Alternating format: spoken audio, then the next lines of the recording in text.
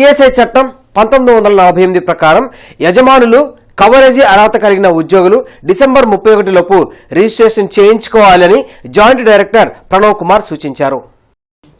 అరండల్పేటలోని employees state insurance corporation కార్యాలయంలో ఈఎస్ఐపై అవగాహన కార్యక్రమం జరిగింది. ఈ కార్యక్రమంలో joint director Pranav Kumar, DCBO incharge doctor G Ramudu, manager M Suryanarayana పాల్గొన్నారు. ఈ సందర్భంగా ప్రణవ్ కుమార్ మాట్లాడుతూ ఎమర్జెన్సీ సమయాల్లో ఈఎస్ఐ ఎలా క్లెయిమ్ చేసుకోవాలనే అంశంపై అందరికీ సరైన అవగాహన లేకుండా పోయిందన్నారు. అందువలన తమకు రావాల్సిన బెనిఫిట్స్ పొందలేకపోతున్నారని చెప్పారు. దానిపై సంస్థలు ప్రతి ఒక్కరికి అవగాహన కలిగించే కార్యక్రమం చేపట్టాలన్నారు. ఎవరికైనా ఎమర్జెన్సీ అయితే ఈఎస్ఐ ఆసుపత్రిలో జాయిన్ అయితే వారు అవసరాన్ని బట్టి మెరుగైన వైద్యం కోసం వేరే ఆసుపత్రికి పంపుతారన్నారు.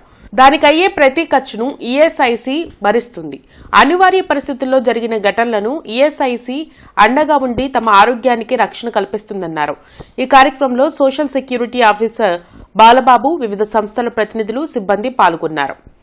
Go up to till December 2025, and the beauty of this scheme is that the moment employer declares their unit or employees as coverable, office will never ask, ESIC will never ask the previous penalties or say any coercive action.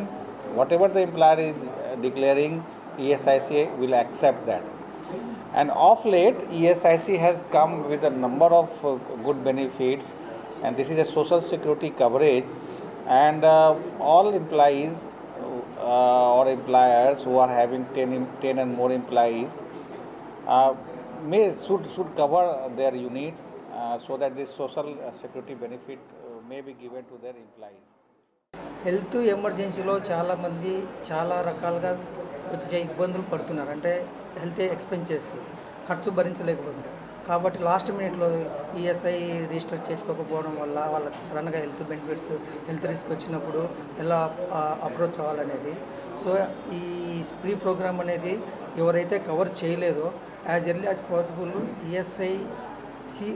ఈఎస్ఐసిలో register అయిపోయి వాళ్ళ health emergency ఏది ఉన్నా కూడా వాళ్ళకి వచ్చే benefits అన్నీ. So December 31 వరకు ఈ ప్రీ ప్రోగ్రామ్ కంటిన్యూ అవుతుందండి.